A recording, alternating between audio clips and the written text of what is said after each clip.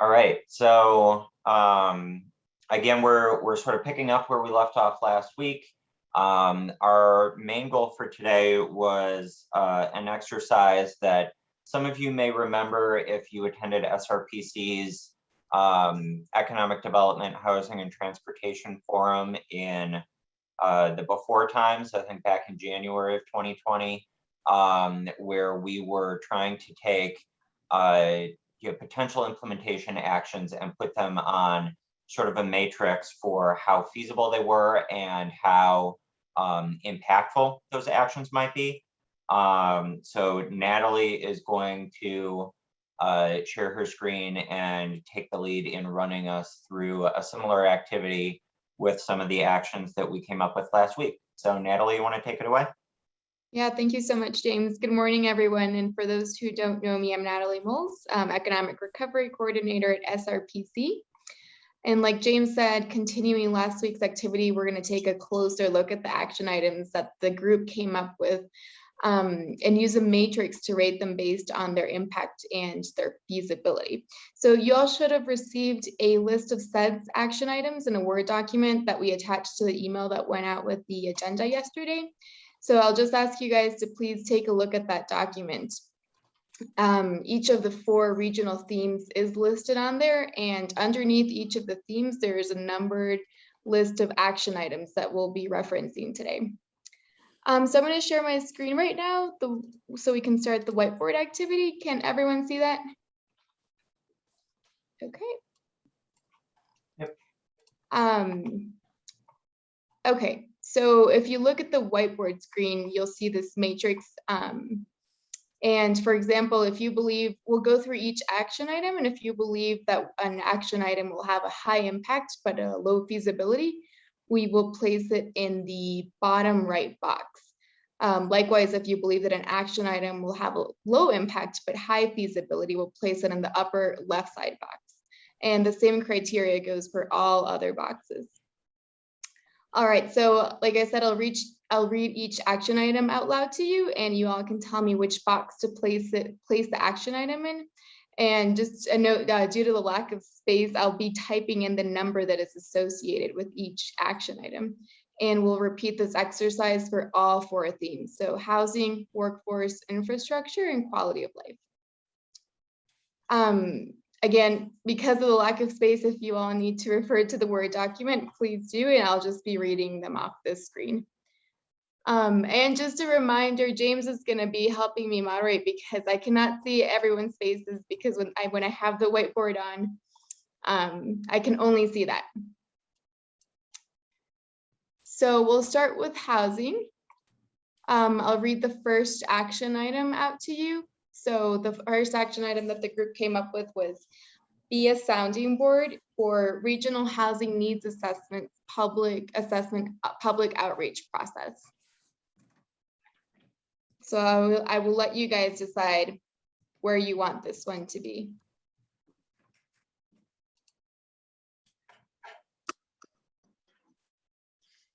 Hi and hi, I think. So that's Teresa. Hi, Teresa. Hi and hi. Yeah. Sorry, guys, I've got a cold, so I'm turning my video off. No worries. Darren, were you trying to say something? Yeah, I was actually going to agree with that. I mean, certainly it's feasible. I mean, we want to do that. It's feasible for us to do that. And one would hope it would have an impact. I mean, it may not in Raymond, but it will in Brentwood. Okay. I will move on to the second one for housing charrette, policy audits, ensure land use policies that create opportunities for workforce housing. Natalie, your mic cut out for a little bit. Oh, I'm so sorry. I'll repeat the second one. It's housing charrette, policy audits, and ensure land use policies that create opportunities for workforce housing. Natalie, I hate to interrupt you. I'm not sure I understand. So for the first one, shouldn't that be in the upper right quadrant and not the upper left? You are so, yes, sorry. Thanks, Charlie. You're welcome. Hi and hi, yep. Any thoughts on the second one? I think that Is it- tough, that in word ensure makes it tough. Is it us that would be doing the charrette, or is it us supporting someone doing the charrette? And policy on it. I mean, as a group, we don't do those things, right? I mean, it would be someone taking a lead and us assisting on it, correct?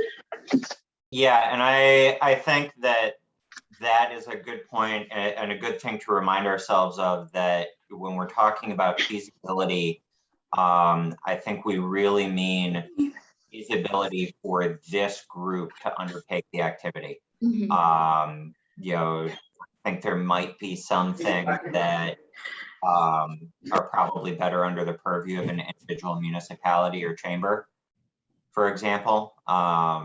So that may impact feasibility on some of these. So that would be a low feasibility, I assume. I think so, just because ensuring is tough. Like, would the ordinances be adopted? We don't know, right? Mhm. There you go. So are we thinking low feasibility, high impact? Yes. A charrette might have a high impact, but what our work on it may not have a high impact. Like, for instance, if the town of Exeter did it, I assume this board would support it. If Rockingham Planning did it, this board would support it. I don't know how much impact that would have, but you know. Dan, what do you think? I'm not a fan of charrettes in general. I think they're often look good, but don't accomplish very much. So my idea would be low and low. Okay.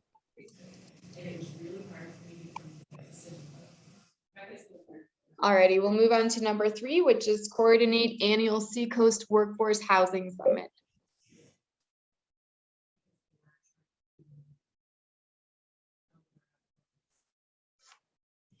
I think that's probably also something better done by chambers and other organizations.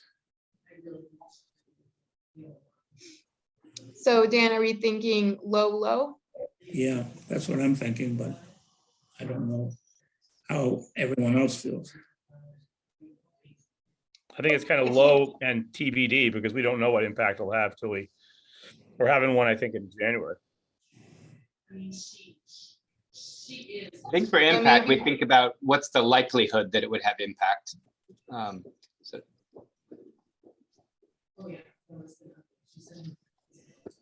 By the way, I think Darren did a super job at the housing summit we just had. Oh, thank you, Dan. That was fun. Any excuse to go to Dover in the midday. You got to take that show on the road, though, Darren. You were the highlight comic of the of the summit. That was great. I was the foil, I think. Dan was sitting there laughing the whole time. Come on. So for number 3, are we thinking, it sounds like we're thinking low feasibility and impact TBD. So I might put it here in the middle, if that's okay with everyone. Yeah, I see what you did there. That's pretty clever, how it's kind of like on a scale. So if it's closer to the right, like 2 low, where 2 was, I guess is just, so I assume you're like thinking of like a timeline or like a impact line, whatever. Yeah, it's like a spectrum. That's pretty cool. Usually when we do this in person, we have everybody write these things out on sticky notes so we can move the sticky note wherever people want to.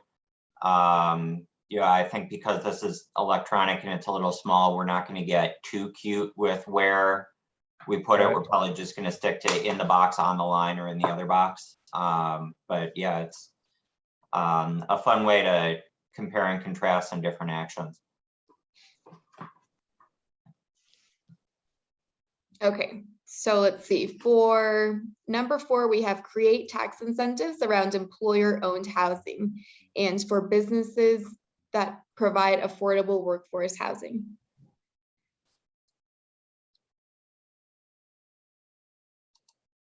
no, I would say feasibility, low to medium. Sorry, I interrupted.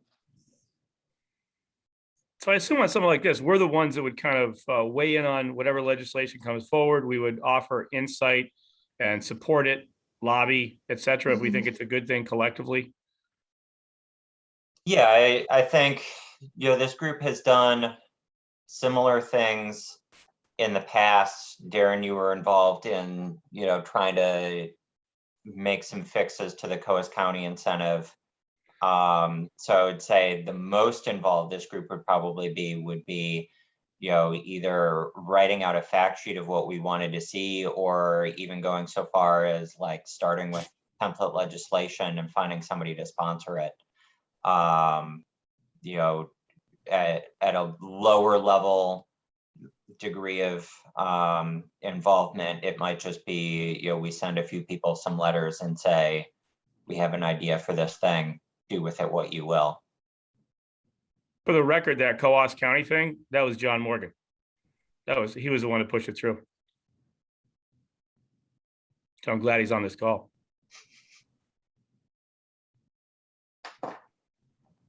So Charlie, you thought that number 4 was somewhere in between low and high for feasibility? Yeah, I guess it depends on what we're talking about. If it's the feasibility of actually creating the tax incentive, or feasibility of creating template language and models for others. So it depends on which aspect you're referring to. So I would say it's probably the latter. Then I would say it's probably higher. The feasibility is then higher. So, but I don't And know. does anybody have any opinions on the impact? I think if successful, it would have significant impact. Agree. Okay, so we can do high and high for this one. And by the way, Darren, thanks for the shout out, but all the work was done by you. So No. I didn't have to stand there in front of all the people and, I just cheered. Alrighty, so moving on to number 5, we have launch programs like Mains to pave the way for zoning, permitting, and site planning. And I think for context, what we were discussing with this one, the main model was essentially granting preliminary site plan or subdivision approval for sort of template proposals. So if your building footprint fits here and you meet these specs, you're essentially pre-approved site plan wise, and you get expedited permitting. Yeah, that's correct. Maine worked with 7 communities to sort of expedite this process and sort of pave the way for developers and then hand them that ready to go package. So, Well, the impact's high then for sure.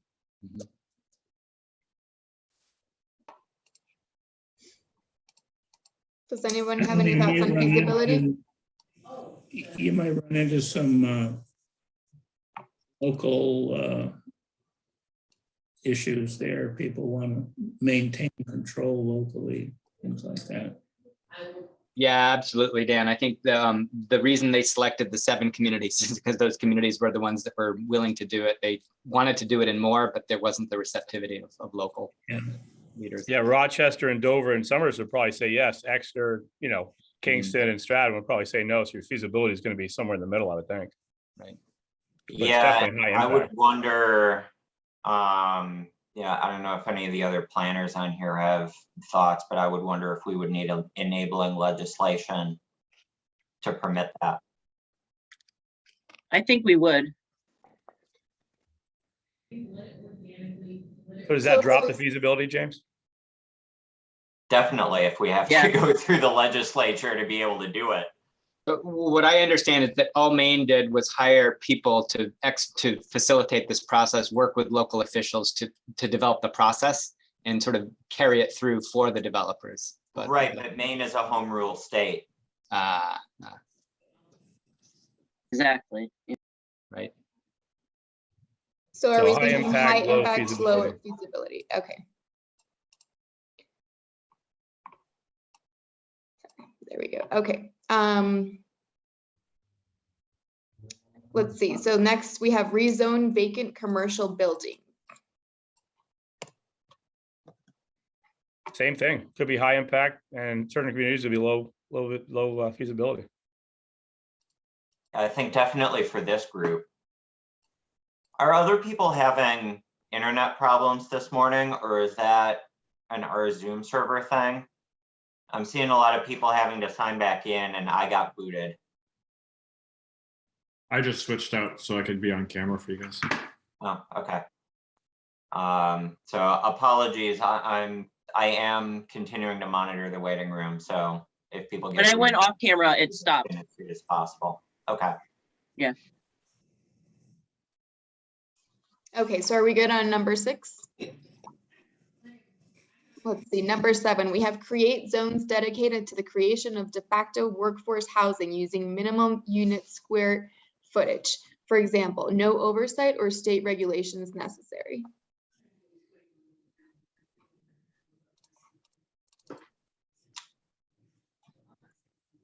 I think it can have a high impact, and I think it's feasible. And we have a little different approach in Dover. We take a project by project approach and take a look at that. We have a system that allows us to consider this kind of thing on an individual project basis. But one of the key issues here in my mind is getting agreement of abutters to this kind of thing, rather than saying to people, this is being foisted on you without input. So lower So- feasibility, high impact. Yeah, I'm a little confused on this one as to whether this is, when it says create zones, if this was looking at like things in the actual zoning ordinance, in which case that might be lower feasibility for this group, because we're sort of outside of that municipal framework, or whether this is thinking, you know, can we get like an ERZ for housing, sort of state level thing, in which case it might be slightly further within our bailiwick, but I still think that could take some work and effort. Yeah, you're right. I think it probably would be the lower right-hand quadrant. Okay, so high impact, low feasibility again. Let's move on to number 8. We have promote broad-based knowledge of available homeowner programs such as the USDA Rural Development, FHA, and NHHFA. Also infuse education on workforce housing into all aspects of the community.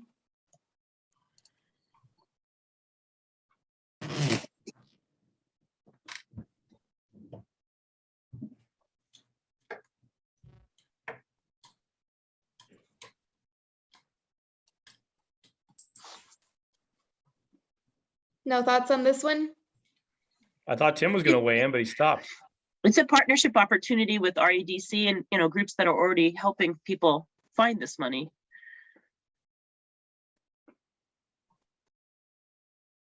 So it sounds like high feasibility. I don't think so. I mean, it sort of depends on what you do or how far you want to take that. If we're thinking about, you know, partnering with some of those groups to be, you know, we get a few extra people on as speakers here, we help this group familiarize itself with some of those resources, or we send links around with our agendas that you all can take back to your municipalities and forward around to people. That may be feasible. Ditto, you know, pushing some of that to the bigs list or things like that.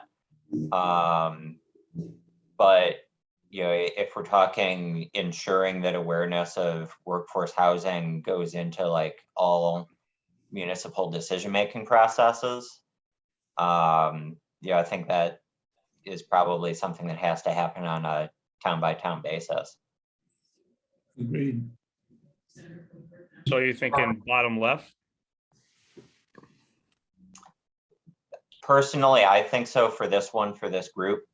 I think that public awareness is definitely going to be critical.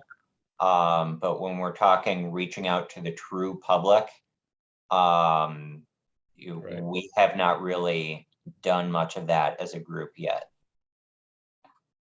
One thing just from so I'm on the select board, and I've been on the planning board for several years as well. And just from Brentwood's standpoint, anyway, the decision-making process is rudimentary at best. Like I don't think that there's any awareness for even how to begin to educate the board members, the decision makers on some of these issues that relate to particularly workforce housing and how it plays into community and economic development in general. So I'm just, maybe we're not ready for educating the public in general, which obviously is pretty important as well. But even like that foundational level of educating the people who are sitting on these boards, that might be a more feasible way to begin that process. But I will tell you, I'm speaking up only because I know it is moderate. It's very frustrating to even try to have a conversation about these issues that are so important with people who sit on these boards. And John, in your opinion, how receptive would a community like Brentwood be if a group like us or your regional planning commission reached out and said, here's a bunch of information about workforce housing and we'd like to, work with you to understand this information, whether it's a training session, materials, what have you? So I think that if it is a already scheduled, I think that from my perspective, the best way to actually begin that conversation would be to ask for like 20 to 30 minutes of the board's time and give them a briefing on these issues and how they play into the short, mid, long-term development of a community. I trying to ask them to come in, outside of regularly scheduled meetings, it's just you're not gonna have a very high pickup rate. And yeah. Hey, John, I'll just jump in as the director of RPC and say we're gonna, with our regional housing needs assessment work that's just getting underway. Sarah Tartachuk is on this call somewhere. We're going to be coming around and talking to communities specifically about this. So that's one opportunity, but there's a whole host of things we could come to Brentwood and talk about. So I'll connect with you. I'll connect with you after this call at some point, if that's okay. Really looking forward to it. Thanks, Tim. All right, thanks.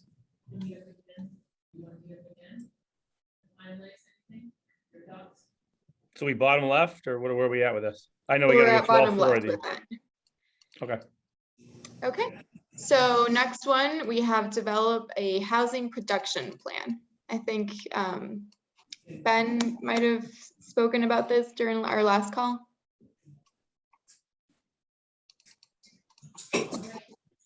Sounds like something I'd say.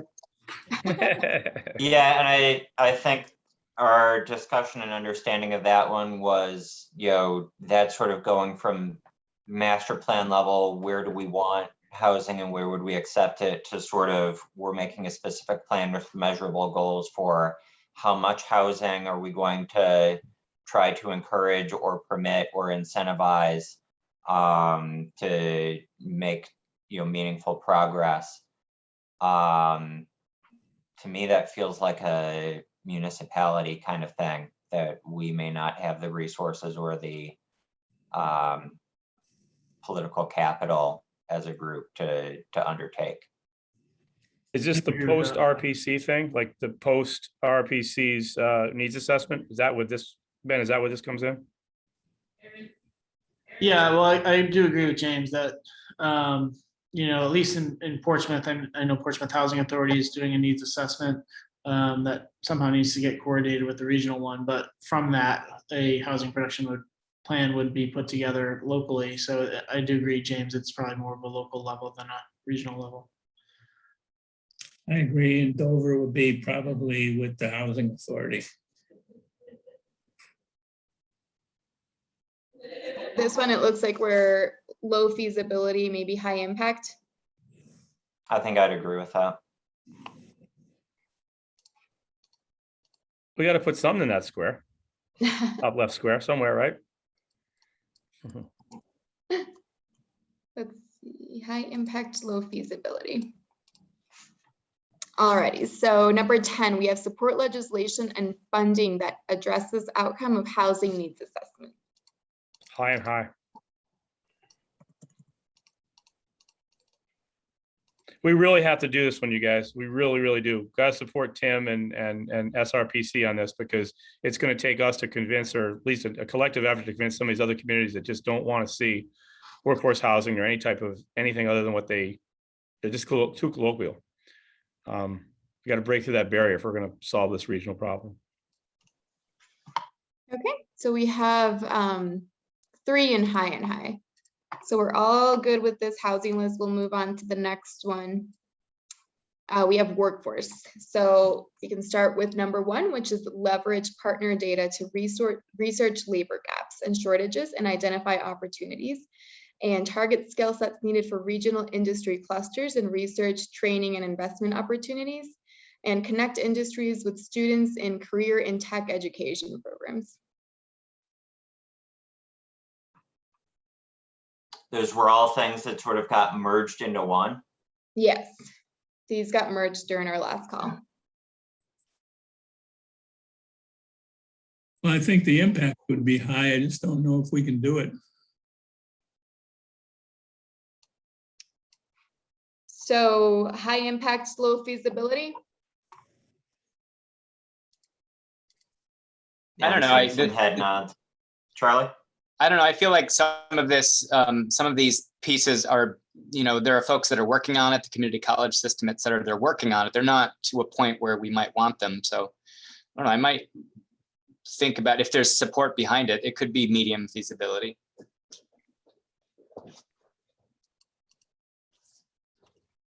So Okay. feasibility may be right on the line. Yep, feasibility, medium, impact high. Okay, so number 2, we have develop funds to offset and forgive community college tuition if people stay and work in the state for X number of years. So general tuition reimbursement. I think that's something that Maine is currently doing, if I'm correct. The feasibility of us doing it is zilch.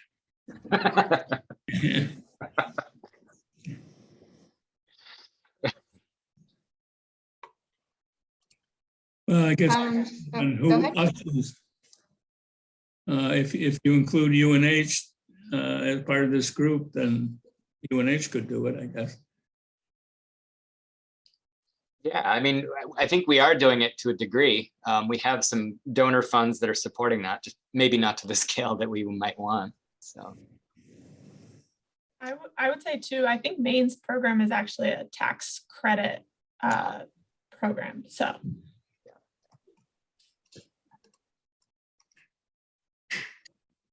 So where are we thinking for this one? have a high impact, but I think as folks have said, it's, maybe low or medium feasibility. Okay. High impact, low feasibility. We have number 3, which is advertise to access cross-border Maine workers. Well, we're doing that in Dover currently. It's very early in the program. I don't know whether we're going to have any success at all yet. I know that the state, it's part of our statewide goals to do recruitment.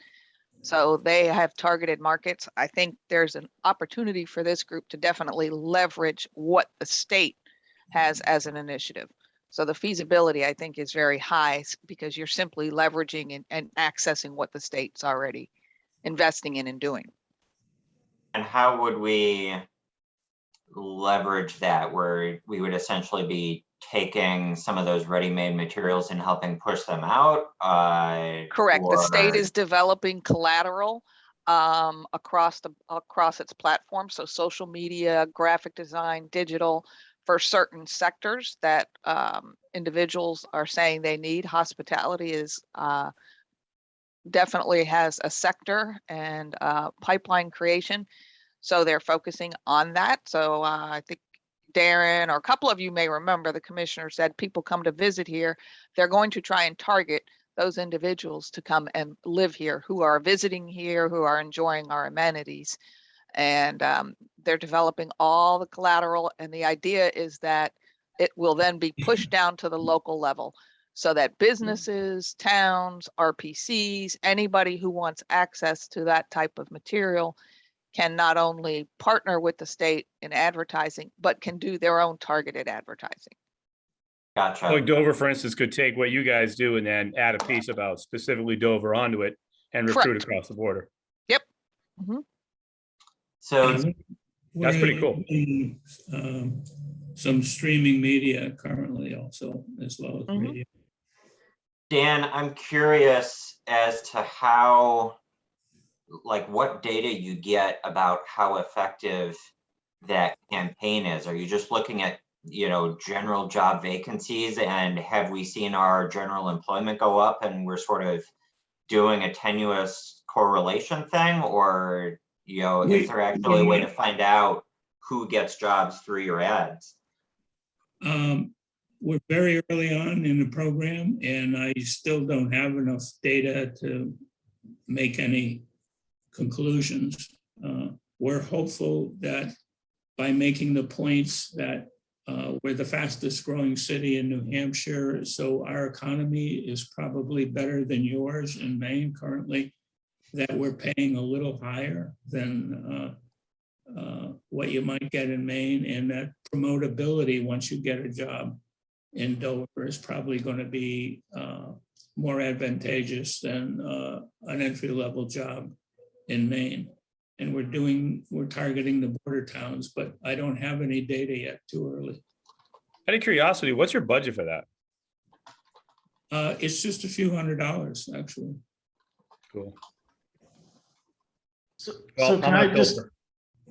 can I just be the maybe devil's advocate on this one? Like, I feel like stealing employees from Maine isn't going to help the region. And so I don't know, I just don't see the long-term gain for the region's health if we're kind of stealing from Peter to pay Paul. So I don't know, I have some issues with this one. I wouldn't disagree with that, Ben. But my job is Dover.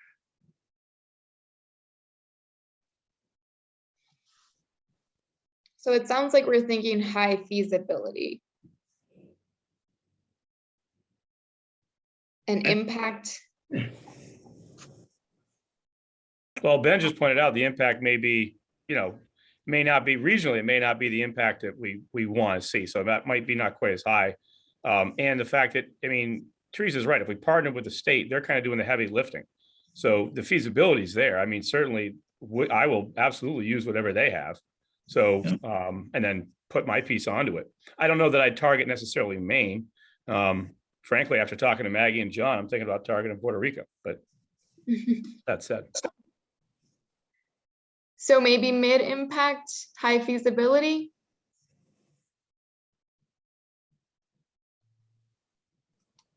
Or do you all want to move it to low impact, high feasibility?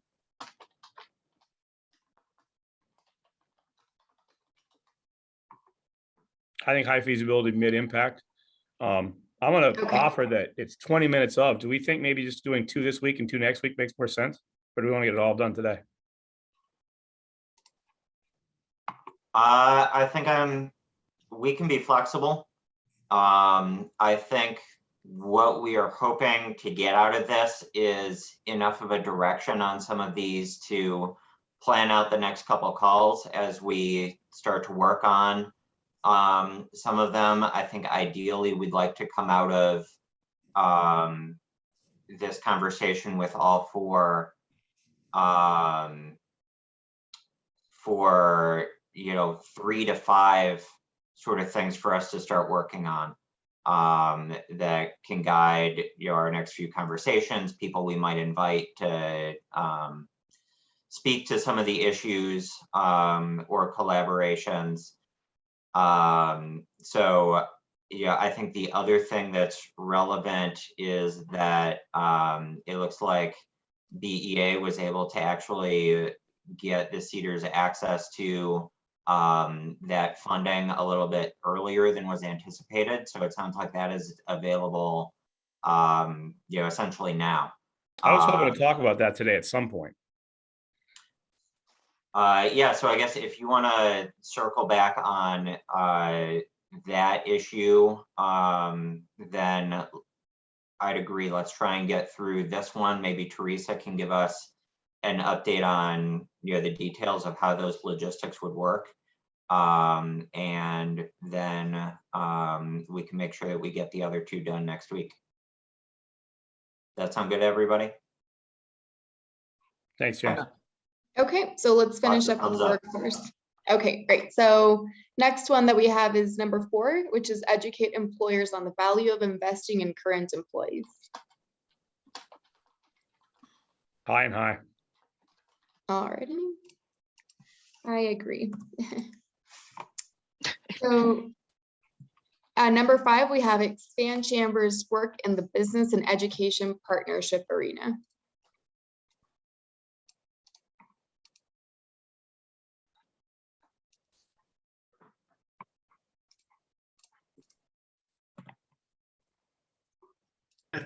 My guess would be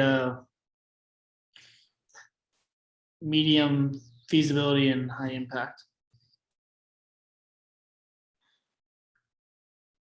Okay. Medium feasibility and high impact. I wouldn't say high impact.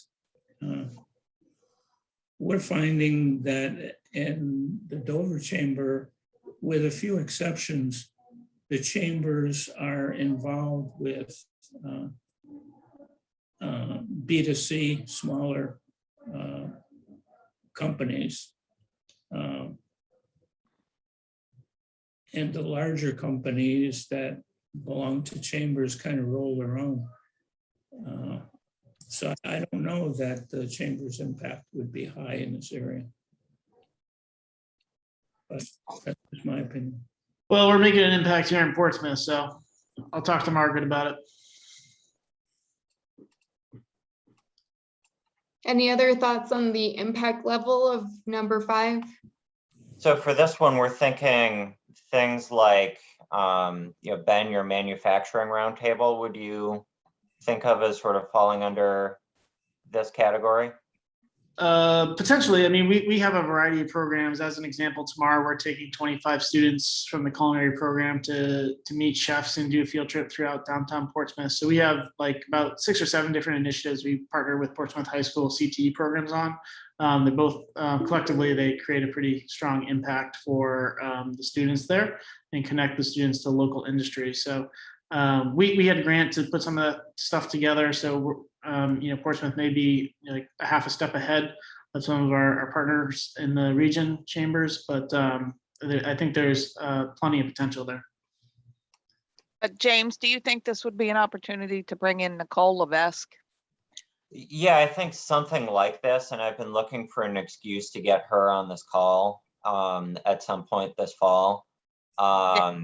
Yeah, I'm not sure that this group, depending on how all of the CTEs and community colleges and them talk to each other and interact with each other, we may or may not be the ones to sort of convene them regionally and try and coordinate some cross-chamber, cross-CTE boundary kind of programs. But yeah, it's certainly something that we could. I think you could talk to Todd Horner down at the Southwest Regional Planning Commission and Luca Paris, Keene Peterborough Chamber. At 8 o'clock this morning, they just did they're doing a webinar series on workforce development issues.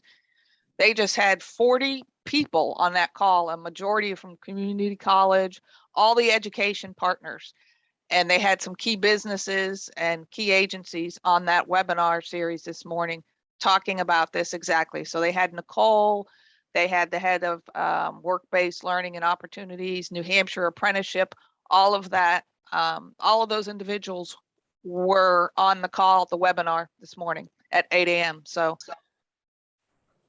and it was a partnership between Southwest Regional Planning Commission and Keene Peterborough Chamber. So just a timely info.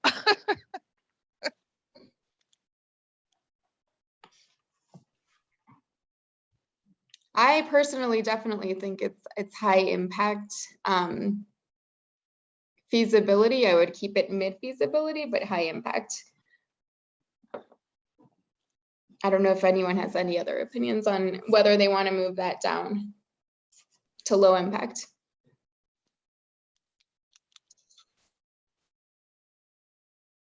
And just a reminder, I can't see your faces if anyone is shaking faces. Natalie, I'm sorry, we're on number 5 still? Yes. Okay. Are we good to move on then? I think so. Okay, Yeah. so number 6, we have create an understanding around the new demands of employees and how employers can react to a new HR demand.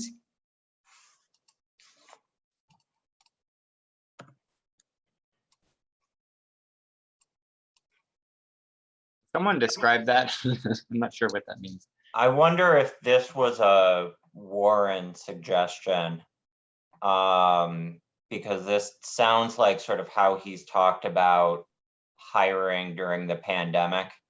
So, I would understand this as, there are definitely workforce dynamics that are shifting. Potential employees seem to have more power in this job market than they have in a while. And so thinking about things like flexible scheduling or signing bonuses, or, various of those other ways to attract employees to your company. My understanding is this would be trying to share some of that information, some of those techniques, some of those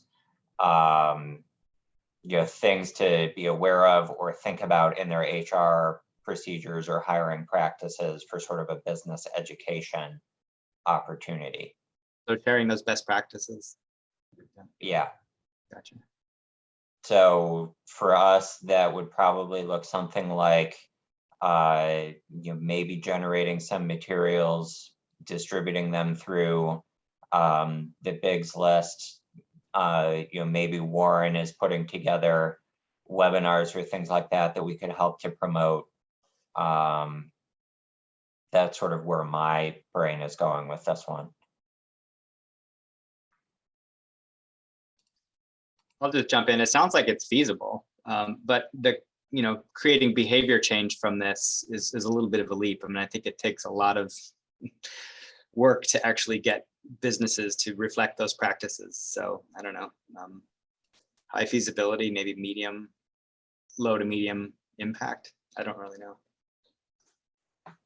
Yeah, and I wonder, for me, the feasibility sort of presupposes that somebody like Warren or somebody who's trained in that direct business advising is preparing some of those materials for us, or is putting together that end product that we help promote. So I'm sort of thinking of it as a, potentially, low to mid feasibility if this group has to do it on their own. But if somebody's being the lead partner, we can do some value add to help promote it.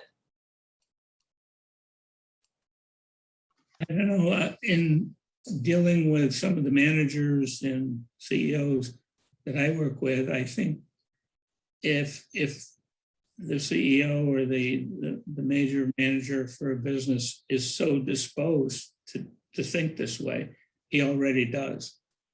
And if he isn't, I don't know how much change we could engender in the situation if they don't. I guess Good point.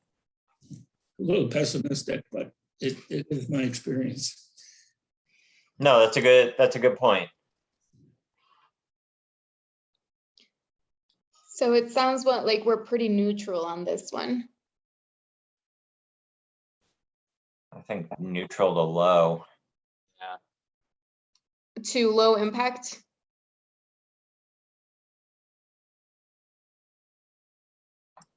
Okay, let's do number 7. We have create or promote forums and events that provide employers opportunities to connect with potential employees and training institutions.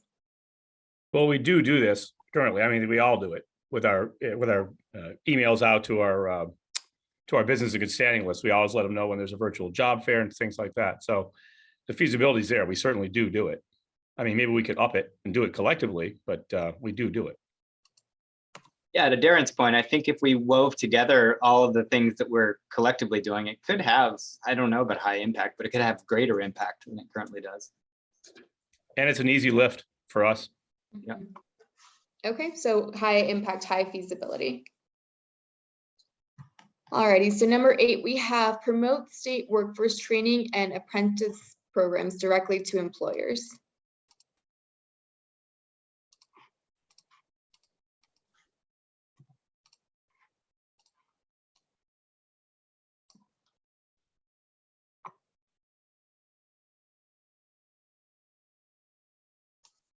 I mean, do you feel like there is currently a knowledge gap there? Or is it more a bottleneck, pipeline of people coming out of those are limited? Frankly, yeah, those programs stink. They could be a lot better. In a lot of states, they're a lot better. Agreed. Are we just talking about state-run managed workforce training programs and not others that community colleges would run? I think we're talking all of it. I mean, even some employers have their own programs. Yeah. Maybe we should take out the word state. I've had employers come up to me and ask me to broker conversations with community colleges and school districts in order to push their own workforce development support. I think that those are the most effective ones, the ones coming from the employers themselves. I mean, I think the most effective, it says promote workforce training and apprentice, not just promote them, but try to encourage the state and other entities to try to create better and bigger and more inclusive programs and more used programs and better funded programs. Other states do these things and they're effective. Now, we don't have the kind of money other states do to run these programs is the big issue, I think, and the bandwidth. But boy, oh boy, if there was if we put our effort in anything, if there was apprenticeship programs for businesses that need workers, we're really helping ourselves and the community.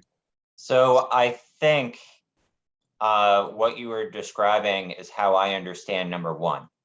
Number 8 is promote the programs that exist. Number 1 is let's try and see if we can work with UNH, work with the community colleges, get access to some of the research that they are doing or the 5-year plan, curriculum plan, or whatever they put together after they do outreach to all of these regional businesses, and say, can we help you make your programs better? If that's the case, then crank 1 right up into that right-hand top box, because the impact will be huge if we had success. I think we agreed that the impact would be large. I think it was the feasibility that we weren't sure about. Mm-hmm. Yeah.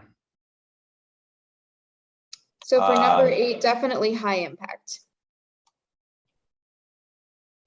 Well, 8 is promoting what we've got, and it sounds like we have a few concerns about the quality of at least some of the programs that we've got. I'm the only one that said that. I'd like to hear what Dan and what Nancy and other economic developers think. Ben, maybe too. Am I wrong about that? Are our programs, sufficient? The major problem, we've run these programs with the high school CTC students for about 3 years now. And the major problems we have usually is the constraints of the educational institution involved, like the school system. He almost felt like, hey, the reaction was, you're getting in our space, and do it our way. And then regulations you have to deal with about transporting students and things of that nature. You have to have a certified licensed person if you're going to bring a car full of students from school to a business and back. Their transportation issues if they come along and they can't always get there but on their own. Those were some of the practical issues that we ran into. We're working very hard now with a new CTC organization in Dover that's a little more open and resourceful in making some of these things happen with us. So we're hopeful we can regenerate the program that once in a 3-year period, we did 40 some odd students, and it was very successful in that the students who completed a full year, in every case, if they weren't going on to further education, were offered a job at the place where they interned. If they went on to get a college degree, if it was in the area of work that they were into, they had a standing job offer when they graduated. So it was very effective when it worked. And we still have people now who are employed by a couple of businesses that were in the program. Both of them are in supervisory positions currently. And one is a vice president that travels all over the country working on the local installation offices for the firm they work with. So, I mean, I think it was great for the kids and great for the community and great for the employers. But there are these programs and getting the system to work. So I was thinking more than necessarily just high school students or students in general. There's a program in Maine. They used to have a program for the shipbuilding and for the composites industry, whereby they created new apprenticeships. They went into the companies and they had money. They had a pool of money, and they said, look, if you will upskill your workers and give them X amount of money after so much training. Of course, they had to qualify by creating the program and submitting it to the state. State had to approve it.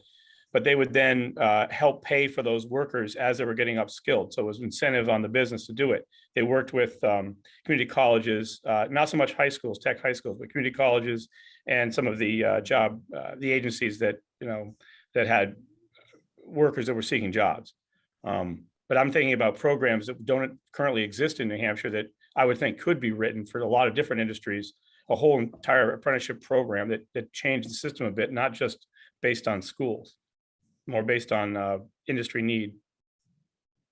Yeah, and I think pockets of those do exist, but I don't think because of lack of resources, they're woven together very well. So. How would you guys feel about adding create and promote workforce training and apprentice programs instead of just promote? How about partner with the state?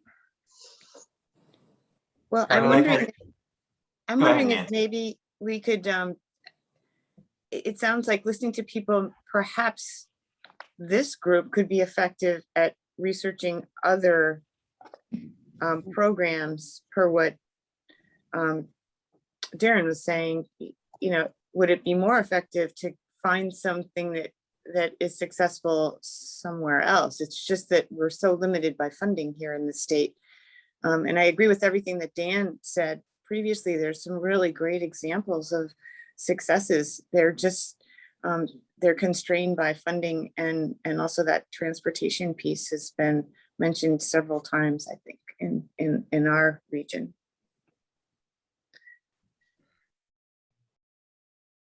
So maybe research and partner with the state, or leverage resources to promote workforce training. That's a good one. Leverage resources. Okay, and for impact and feasibility, are we thinking high and high? I'm hearing that everyone agrees that it's a high impact. I'm not sure about feasibility, I think you're right. so keep it in the middle. Is everyone okay with that?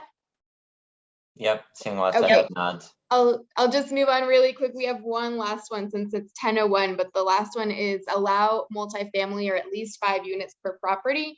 And I think last week we had discussed this possibly fitting under housing, but since everything was pretty much all the themes are interconnected, we decided to leave it under workforce. For this group, I think super high impact, and I think bottom of the barrel feasibility. I agree.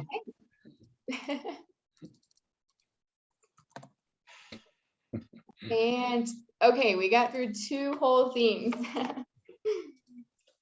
Thank you guys so much for participating in this activity. So Is that 9 or is that 10? So that is. That was number 9. Thanks, Darren. Yeah, James, I think probably we have to hold off on that unless Teresa wants to give a quick update, but obviously we have a lot of thinking to do about that 50K. I think why don't we put it on the agenda for next week, so that will give people the opportunity to see it and plan to attend if they want to hear the update, and then we should probably plan to try and work through these a little bit quicker next time. All right. Sounds good to me. Any final comments for the group? Thanks to Natalie for doing this. Very much appreciated. Yes. Of course. All right. Thank you all. Thank you. Everybody have a good week, and we'll see you next Tuesday. Thank you.